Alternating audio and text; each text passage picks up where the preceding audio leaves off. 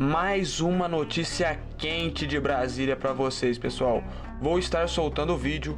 Antes, quero pedir para você deixar o joinha e compartilhar. Isso ajuda e muito a levar a informação, o vídeo no caso, para outras pessoas, tá bom? E no momento em que estamos vivendo no Brasil, precisamos e muito levar a informação adiante, tá bom? Então, bora pro vídeo.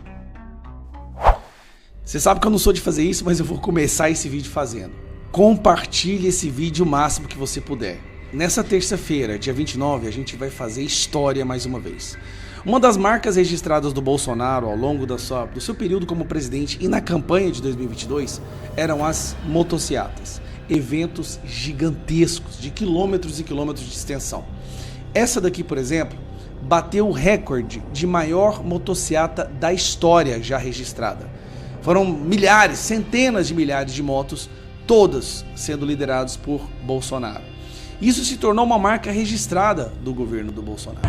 Era impressionante, tirar o áudio, era impressionante a quantidade de pessoas que apareciam. Isso durante o governo dele e também durante a campanha. Aí, vamos lá. O que acontece? De lá pra cá, muitas coisas aconteceram.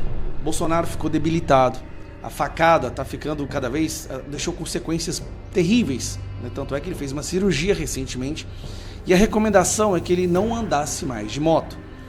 Bolsonaro, basicamente por determinações médicas, não pode mais andar de moto. É por isso que a gente não vê mais ele fazendo nenhuma motociata.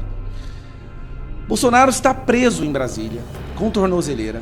Moraes impede que ele saia de Brasília. E aí, tá tendo em Brasília agora um evento chamado Moto Week. Que é Moto Week que vai gente do mundo e do Brasil inteiro para lá. Ele tomou uma decisão, daquelas decisões doidas que ninguém segura ele. Ele não só vai comparecer no evento na terça-feira, como ele vai fazer a sua, provavelmente, última motociata da sua vida. Por que eu tô falando última? Porque ele já não pode, por condições médicas, ele não pode mais andar de moto. Mas ele decidiu que vai fazer mais esse aceno. Mais uma vez, ele vai tentar reunir pessoas em torno dele. Só que tem um problema, ele não pode ir até as cidades, ele não pode ir até onde acontecem os eventos de moto. Ele tem que ficar em Brasília, porque ele está preso por Alexandre de Moraes. Mas mesmo assim, nós vamos lá. Então eu convoco você que é de Goiás, do Centro-Oeste, Minas Gerais, se você tem uma moto, conhece quem tem, manda esse vídeo para essa galera. Para os presidentes dos clubes de motos que tem por aí, para os grupos, vamos todo mundo fazer esse esforço. Bolsonaro não pode ir até nós mais. Agora é hora de nós irmos até ele. E ele merece isso. Lembrando, você poderá estar participando da última motociata da história do Bolsonaro. Não tem nada a ver de prisão nem nada, mas é porque ele não pode mais andar de moto, ele vai fazer esse esforço, e é um esforço. Acredite quando eu te digo, é um esforço. Então, esse vídeo é o vídeo que está saindo por aí. Assista. Queremos desistir do Brasil. Terça-feira, 29 de julho, às 15 horas. Grande encontro de motociclistas no Distrito Federal, com a presença do nosso capitão e presidente Jair Bolsonaro, no Capital Moto Week. Venha, participe, traga toda a sua família. O Brasil precisa... Deus, pátria, família e liberdade. Eu vou, quero nem saber, tô convidando todo mundo aqui de Goiânia, de Goiás, pega a sua moto, tira o dia de folga, fala com o seu patrão, ele vai entender, mas nesta terça-feira eu vou sair daqui de Goiânia por volta das 10 horas da manhã e nós vamos todos para Brasília para participar do que tem tudo para ser a maior motociata da história, batendo o recorde daquela anterior. Reaja Brasil.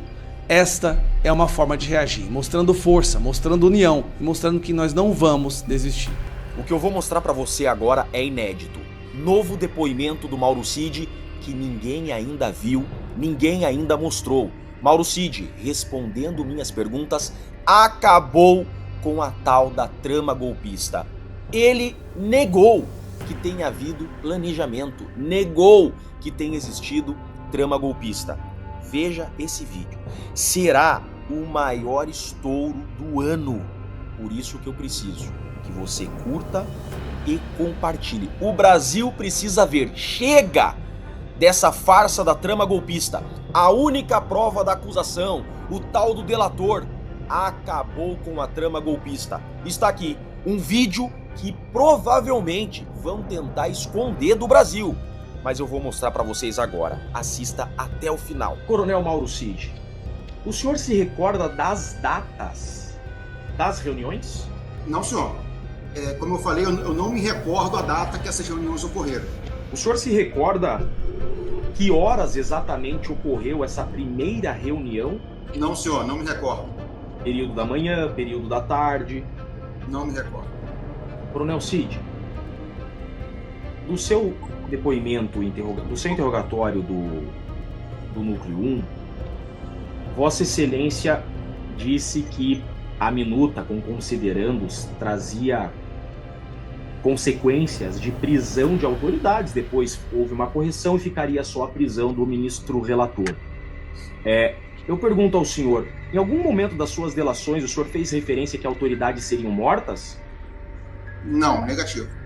O senhor nunca fez referência a isso? Não.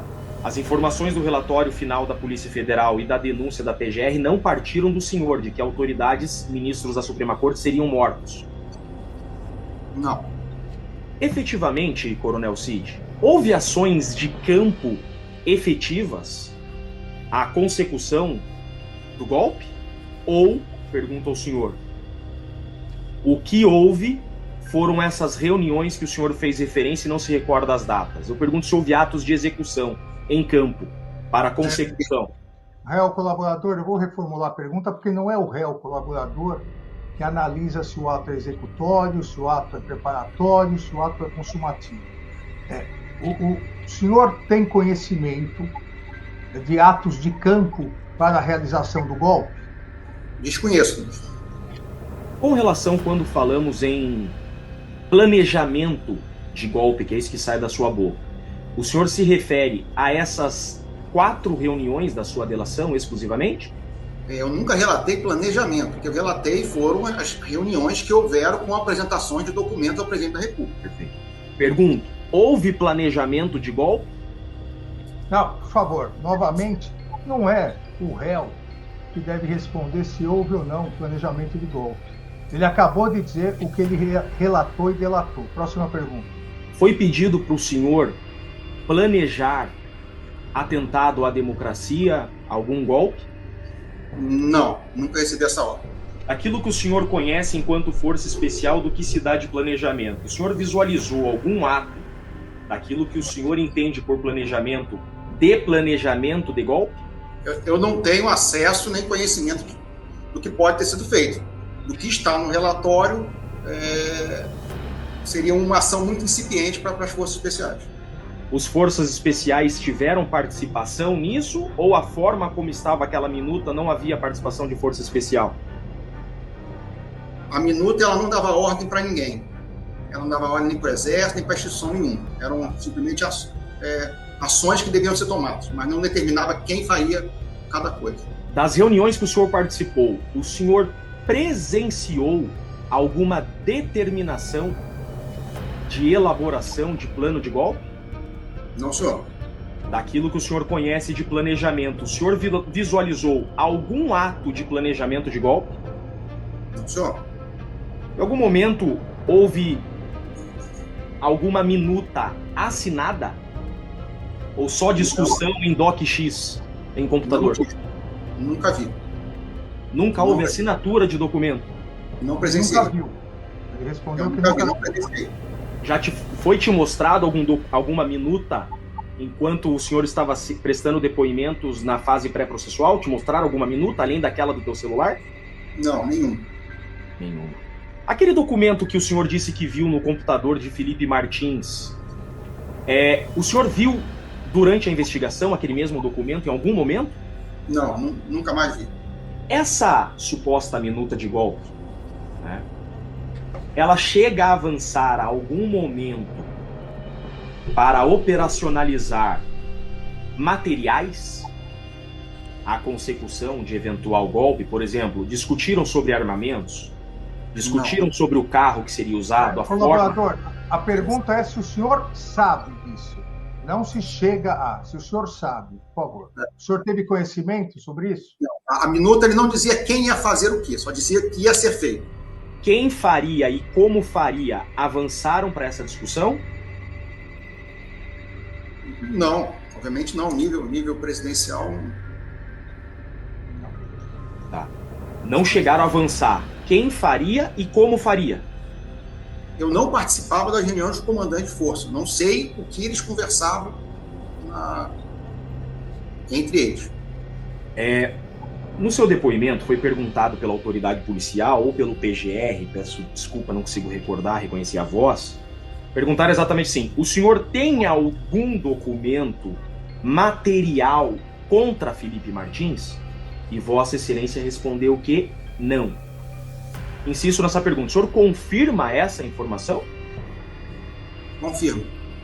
Isso seria a minuta que a acusação faz referência. Eu pergunto, essa minuta encontrada no seu celular, que o relatório final da PF diz ser a minuta do golpe, essa é a minuta que o Felipe Martins teria, em tese, apresentado ao presidente Bolsonaro?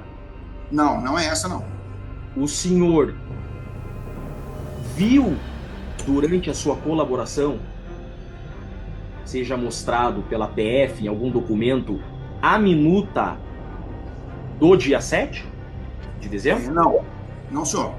Coronel Cid, do seu depoimento, do seu interrogatório do Núcleo 1, Vossa Excelência disse que a minuta, com considerandos, trazia consequências de prisão de autoridades. Depois houve uma correção e ficaria só a prisão do ministro relator. Eu pergunto ao senhor, em algum momento das suas delações o senhor fez referência que autoridades seriam mortas? Não, negativo. Vocês viram bem isso? Cadê o golpe? Cadê a trama golpista? Por que não estão divulgando isso? Cadê a imprensa tradicional mostrando que não houve trama golpista da boca do delator? Isso que vocês ouviram agora é o delator. É a única prova da acusação que quer prender Bolsonaro, Felipe Martins, a 50 anos de prisão. Cadê? Plano de golpe teve? Não.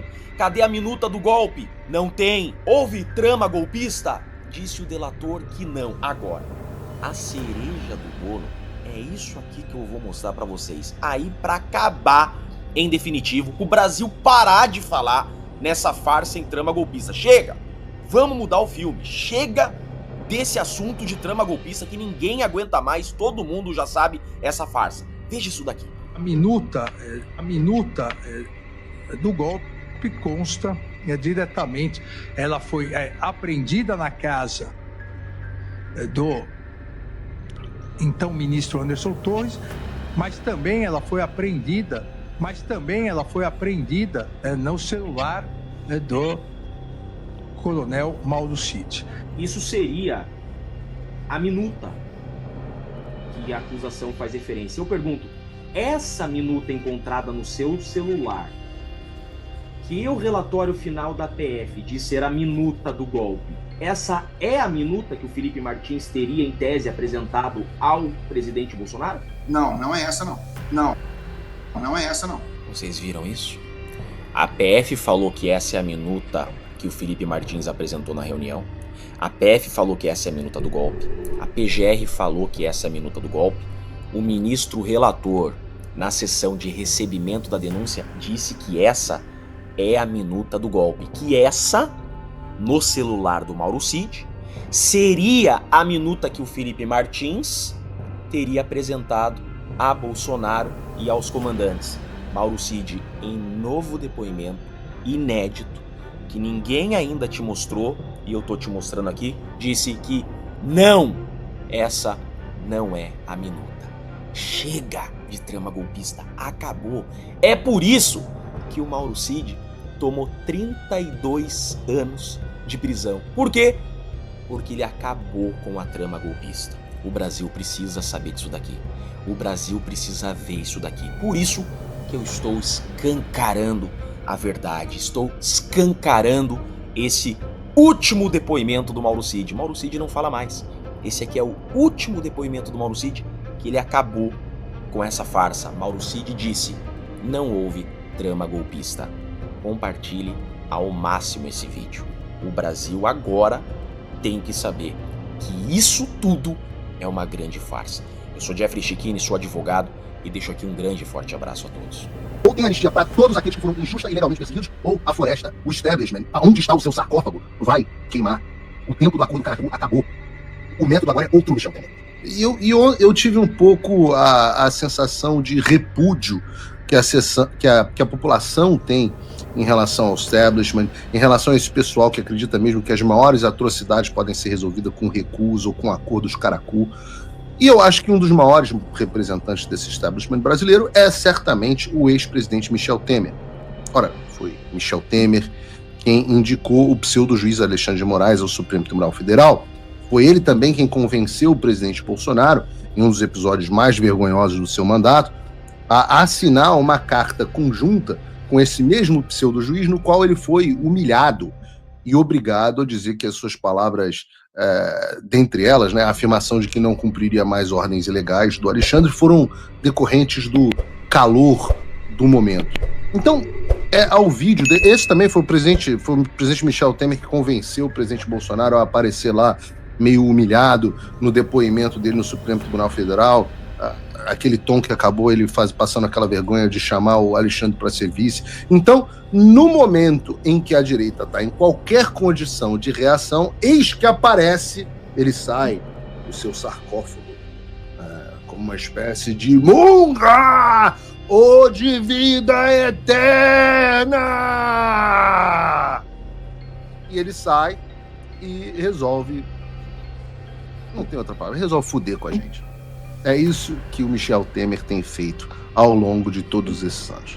Então é o vídeo desse cara que já tanto nos ferrou e que é um dos principais responsáveis pelos tempos sombrios em que nós vivemos hoje que eu quero reagir.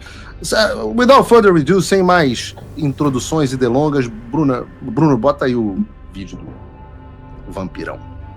Ao longo do tempo, sempre pregamos a pacificação do país. Em momentos em que nada parece estar favorável, em que tudo parece se distanciar de uma solução, de estarmos debaixo de uma tempestade, é hora de procurar abrigo no porto seguro do diálogo.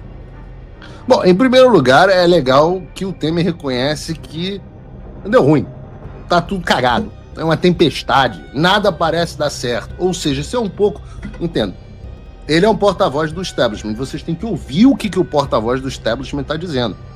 Eles estão desesperados e perdidos. É isso que o Michel Temer está dizendo agora. Isso é bom. Como diz a Miriam Leitão, entenda como isso é bom. Sumiu, Michel. Voltou.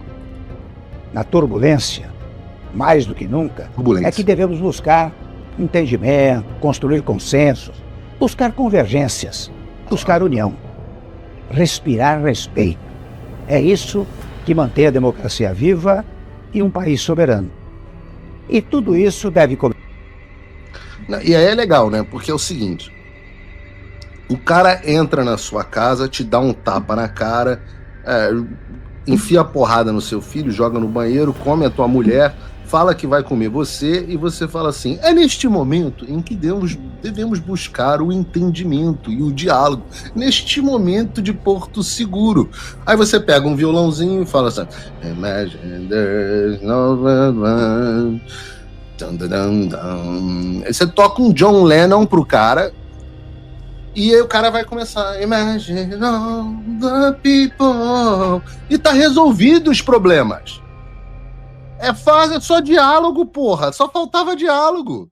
Ah, entendi. Começar dentro de casa, para depois atravessar fronteiras. Digo isso profundamente entristecido com a taxação despropositada imposta aos nossos produtos pela lamentável eliminação de vistos dos ministros da Suprema Corte, o que é injustificável e inadmissível. São inadequações que não se resolvem, contudo, com bravatas, com ameaças, com retruques, com agressões. Resolve-se pelo diálogo que se faz entre nações, especialmente... Então é só o Trump conversar com o Lula e o Lula conversar com o Trump. Vamos ver aqui o Trump e o Lula, como é que tá o grau de conversa daqui a pouco no programa. Nações parceiras. E o diálogo se faz pelos mais variados meios. Quantas vezes tem diálogo nesse vídeo? Alguém conta, por favor. Pela diplomacia tradicional, pelo contato dos legislativos e, naturalmente, pela interlocução entre os chefes dos respectivos governos. É difícil?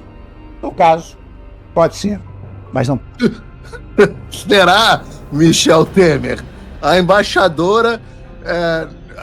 vamos lá, o ministro das Relações Exteriores mandou uma carta que foi ignorada. O vice-presidente da República foi ignorado. A embaixadora foi mandada para casa. Os senadores vão fracassar miseravelmente na reunião que vão ter. O encarregado de negócios é chamado e fala assim: o presidente mandou. Será que parece difícil, Michel Temer? Pode deixar de ser tentado.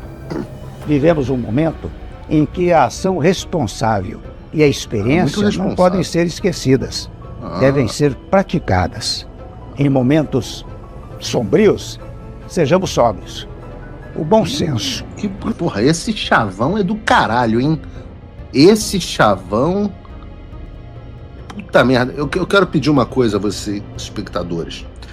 Se algum dia eu fizer um chavão ridículo desse, em algum pronunciamento, em algum momento...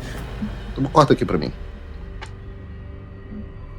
Em tempos difíceis, sejamos sóbrios. Puta que pariu, que frase de efeito maravilhosa. Eu quero pedir um favor aqui à audiência. Se algum dia eu fizer um troço desse, atira na minha cabeça. Porque não tem mais nada funcionando. Porque, Deus me livre, essas pessoas que se comunicam com amontoados de chavão. O que é um chavão? O Olavo falava muito bem do flatus vocis, né? É uma coisa que tá saindo um som da boca dele, mas não tem absolutamente nenhum significado. Não tem absolutamente nenhum significado, não tem absolutamente nenhum conteúdo. Esse vídeo... Tô dizendo que meu browser perdeu comunicação com a câmera 2, foi isso? Vou reiniciar esse lado aqui, mas... Esse vídeo do Michel Temer não é nada além de uma sinalização barata de virtude. Porque não tem absolutamente nenhuma proposta no que ele está dizendo. Pode continuar. O cálculo estratégico deve prevalecer sem jamais partir para um confronto que transforma a situação em uma espécie de briga de rua. De brasileiros contra brasileiros, de país contra país. Devemos agir e reagir como uma nação livre e soberana que somos. Sem excessos de ambas as partes. Sem excessos. E sempre rigorosamente guiados pelos tratados internacionais e pela nossa Constituição. Sem excessos. Tem excessos de ambas as partes. Sempre regido pela Constituição. Essa que o Alexandre rasgou em 2019. Respeitando os tratados internacionais. Os tratados internacionais são aqueles que dizem que o Alexandre tinha que me citar aqui na minha casa, né? Nos Estados Unidos, através de carta rogatória, esse tratado internacional que você está falando, não? Ou o Pacto San José da Costa Rica, que diz que você não pode violar a liberdade de expressão, que diz que deve haver devido processo legal, que a liberdade de imprensa é sagrada, que não pode ter censura prévia. A Constituição que também diz essas coisas. Qual deles, Temer? Olha aqui. Michel Temer. Corta aqui pra mim. Presidente Michel Temer. Eu não o considero um homem mau. Só um ser do pântano, como a gente diz aqui, né? Um homem do establishment. Deixa eu lhe dizer uma coisa do fundo do meu coração. Acabou cartinha. Acabou a era da cartinha do Michel Temer. Entenda isso de uma vez por todas. Michel Temer, você não deve assistir o Paulo Figueiredo Show, como o Alexandre sempre faz, mas deixa eu avisar um negócio com você. Aqui é guerra total, não tem nenhum passo dado para trás. Se você quer usar a sua influência para o diálogo, quer dar o primeiro passo para ajudar de alguma forma, converse para que seja aprovada a anistia ampla, geral ou restrita. Caso contrário, não tem conversa. É sempre esse papinho de quando o cara tá batendo, e o Michel Temer não deu uma puta de uma palavra. Quando o jogo vira e o establishment começa a atrapalhar, a apanhar e se atrapalhar, aparece o Michel Temer dizendo, não, vamos ter diálogo. Vamos ter diálogo. Enquanto nós estávamos apanhando, não tinha diálogo, não tinha moderação, não tinha nada. É tudo Temer desaparecido. Pelo contrário, era o Bolsonaro que tem que ser mais moderado. Nunca o Alexandre tem que ser mais moderado. É sempre o Bolsonaro, é sempre os radicais, o Paulo Figueiredo, o Trump, todo mundo tem que ser mais moderado. O Alexandre pode fazer o que ele quiser. E eu quero, para vocês que estão em casa, entendam o que eu estou dizendo para vocês.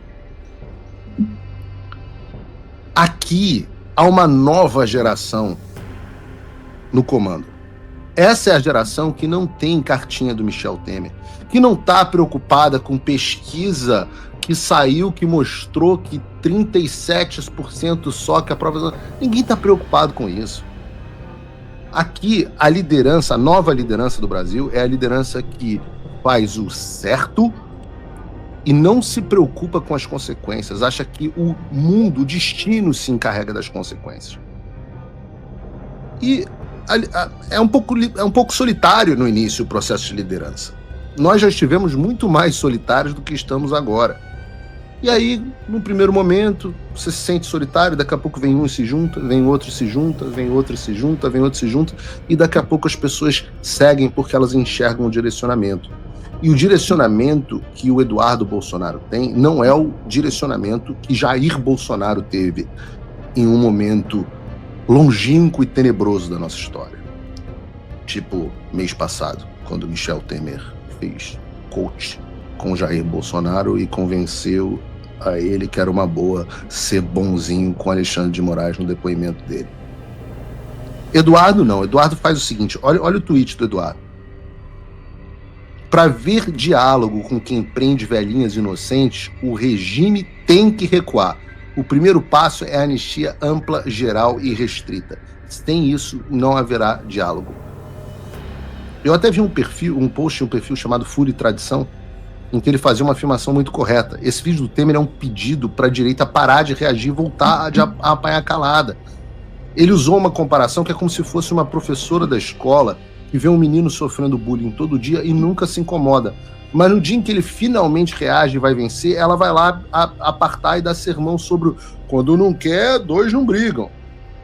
O que o Temer quer é voltar para o Brasil em que o povo apanhava calado enquanto o interesse das elites políticas e econômicas se sobrepunha aos interesses e às liberdades do cidadão comum. O que ele quer é voltar ao tempo em que a direita fazia concessão sem que o outro lado abrisse mão de nada. Esse tempo, Michel, acabou. Ou tem anistia para todos aqueles que foram injusta e ilegalmente perseguidos, ou a floresta, o establishment, onde está o seu sarcófago, vai queimar. O tempo do acordo Caracu acabou. O método agora é outro, Michel Temer. More so on the front lines of that fight, honored to be joined by his son, Eduardo Bolsonaro, with the breaking news that the Brazilian police, I think at the request of the rogue Supreme Court, raided your father's home, political headquarters, ordered him to wear an ankle tag, also barring him from speaking to foreign officials, talking to embassies and posting on social media, of course, amidst the ongoing tariff dispute between our two countries. We've got a few minutes. Can you just sort of give the audience an update, the latest with what is going on with your father? Yes, everything that you are talking coming right after President Trump sent a letter for my father, for President Jair Bolsonaro. So what Alexandre de Moraes is doing is what we can expect from him, that he's doubling down again. He always does that. And only to make sure that everybody here is on the same page. My father, he accomplished all of Alexandre de Moraes' orders, even if he was thinking that they were illegal orders. So there is no reason to you travel ban, Jair Bolsonaro sees his passport, or now what he's doing is basically an humiliation, and he's challenging President Trump in front of everybody. The good aspect of that is because he's showing that he is the dictator, which I'm always saying that Lula is a problem. Lula is a criminal, is a gangster, but Alexandre de Moraes is jumping in front of everybody and getting all the scene, all the attention to him doing that. Why Jair Bolsonaro cannot use his social media? Just because yesterday he did a video thanking President Trump about the letter that Trump sent to him. Why he has to now use a ankle tag? Why all of that? Because this is the persecution that we are facing in Brazil. And I'm always telling my friends from the other countries in Latin America, from Europe, from US, this is what they want to your country. Brazil is just establishing a new model of censorship in social media. 2 weeks ago, our Supreme Court, they decided a new way to do censorship, and they're going to export that to the rest of the world. So it's very, very urgent that United States, the country of the freedom, the home of the brave, to send an answer for this regime, to do not let the Brazilian censorship model or the Brazilian lawfare model to be exported to other countries. Because I know that if Moraes wins this war, this battle, I don't think he will, but if he wins, it's going to be a mess, not only in Brazil, but for sure in other countries around in the West. And Eduardo, I'm just curious, do you think the reason that they're doing this is because your father, his movement, the sort of global populist movement, is so much on the ascent that the only option they have is to try to silence him? Sure, yes. My father is leading on the polls, and if the election was today, he likely would beat Lula da Silva, the current president, even in the first round. And for sure, he's only suffering this persecution because of this. Even the Supreme Court, Alexandre de Moraes let clear for everybody that he wants to condemn Jair Bolsonaro to 43 years in jail still this year, because next year is the election of Brazil, is the year of the election, and he already talked with some press saying that they would never let the mistake that the United States committed, letting Trump run for president, they will not allow this thing happen in Brazil. So they are speeding up as fast as possible. Eduardo Bolsonaro joining us. Eduardo, I'm sure you've got to bounce, but just leave our audience with sort of a final message, a warning from you, your family, and your father, what the MAGA movement, which certainly has received a lot of the same arrows you guys have, should take from this, and more importantly, how they can help, if we can post on social media and try to circumvent Judge Moraes. Yes, only following what is happening in Brazil is good for you to prevent future problems and future kind of lawfare and censorship that you can face in the United States. But we are really alerting everybody, because the only hope that we have is coming from President Trump and his team, including Secretary Rubio and some others, to fight back against that this lawfare in Brazil. They want to sweep the opposition from the next year's election. It does not include only Jair Bolsonaro, who is leading the polls nowadays. So we really needed to answer to the response, and the time for that is right now, because in the future, diplomatic actions like sanctions will not work. In the future, that will be the consolidation of this current regime of Brazil that's really following the Venezuela steps. So do not let something that happen. And also it will be a problem for the United States, because if 25% of the Brazilians leave the country, just like what happened with Venezuela, we are talking about 50 million people leaving Brazil, and we really do not want that. So I appreciate all your support. If you can follow me, I'm tweeting in English a lot right now, mainly on X. So Bolsonaro SP is my account. And God bless Brazil. God bless America. Thank you so much for joining us. Our prayers are with your father. We look forward to having you on soon. Thank you.